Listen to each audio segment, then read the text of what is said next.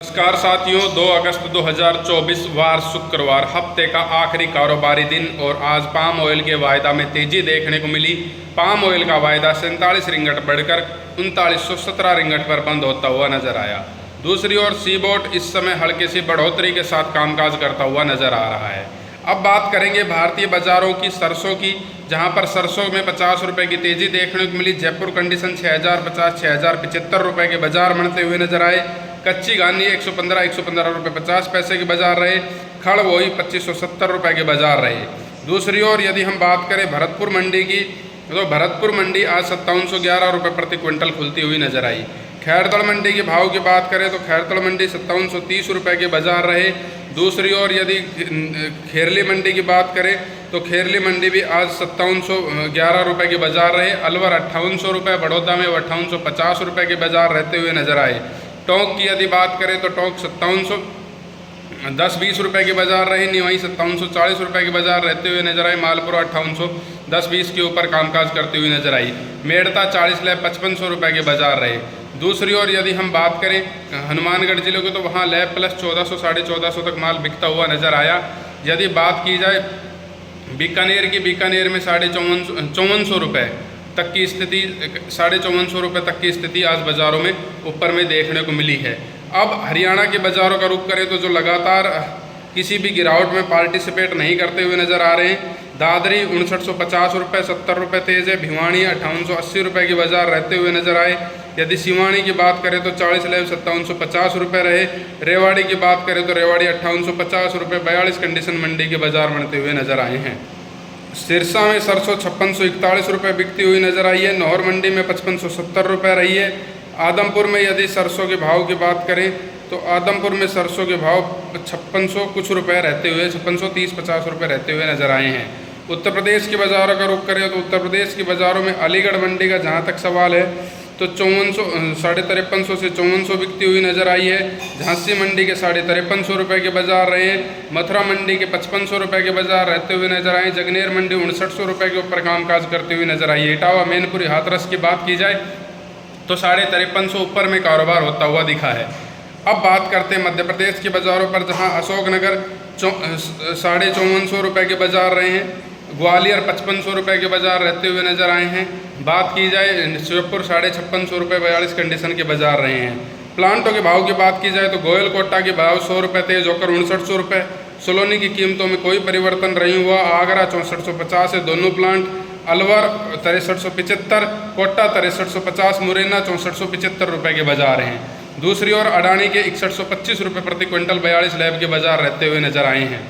अब यहाँ से आगे क्या, यहाँ से एक सुधार एक्सपेक्टेड किया जा सकता है तेल तिलहन में। सरसों की मैं बात नहीं कर रहा हूँ। सरसों में जो साइडवेज मोमेंटम है ये अब जारी रहेगा। नेफिड की बिकवाड़ी बाज़ार में जो सप्लाई का कट है वो है ही यहाँ पे, मतलब बाज़ार जो अब रेंज बॉन्ड है ये इसी हिसाब से चलता रहेगा। बाकी फिर मैं दोहरा रहा हूँ, एक दिन 2 दिन पहले वीडियो में भी दोहराया था 31 जुलाई को भी, कि हमें ऐसा लगता है कि सोया ऑयल और पाम ऑयल में एक तेज़ी बढ़ सकती है। 3-4 रुपये की बढ़ोतरी आ सकती है। बाकी व्यापार अपने विवेक से करें। हम सेबी रजिस्टर्ड नहीं है तो मार्केट में निवेश करना बाजार जोखिम के अधीन है। अब बात कर लेते हैं गुआर की। तो गुआर वायदा में गिरावट और भारी गिरावट देखने को मिली। इसकी चर्चा हमने वही 31 जुलाई वाले वीडियो में की थी कि अगस्त के महीने में इस प्रकार की अफवाहें उड़ाई जाती हैं और आगे चल के बारिशों का दौर शुरू होगा। आज लोअर सर्किट गुआर के लगते हुए नजर आए गम में। मैं सितंबर वायदा की बात करूं तो सितंबर वायदा जो आज गुआर का लगभग 3% गिरकर इस समय 5454 रुपये के आसपास कामकाज कर रहा है, लगभग 4:46 है। और गम लगभग 4% गिरकर 450 रुपये गिरकर 10,680 के ऊपर कामकाज करता हुआ नजर आ रहा है। तो कमोवेश स्थिति इसी के ऊपर निर्भर रहेगी। मोटा मोटे में यदि गुआर के बाज़ारों को समझा जाए तो गुआर के बाज़ार 5250 से लेकर 5750 की अपनी एक जोन में है।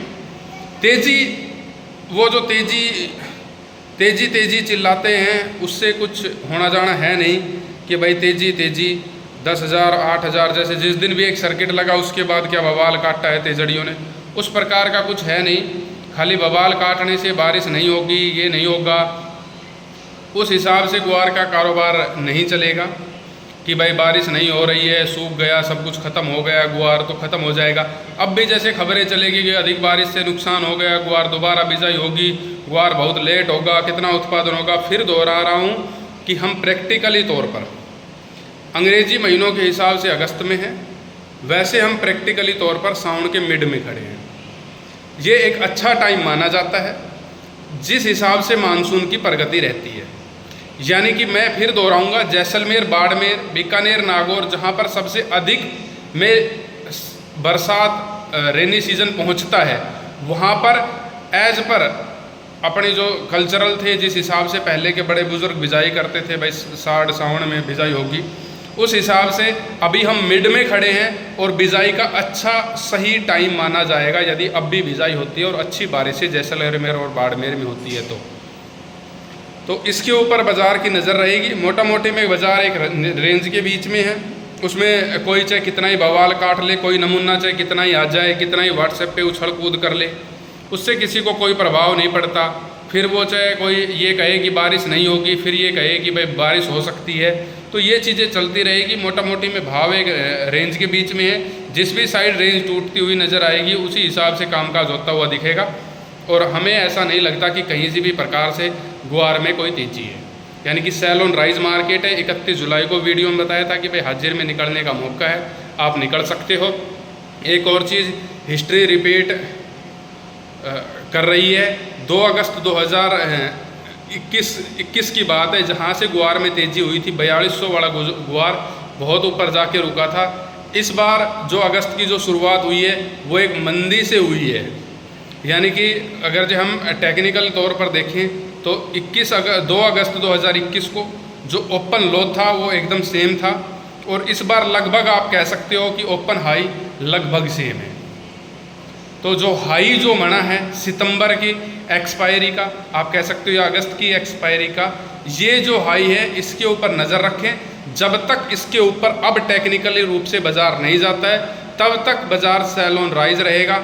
हर उछाल में बिकवाड़ी करने चाहिए।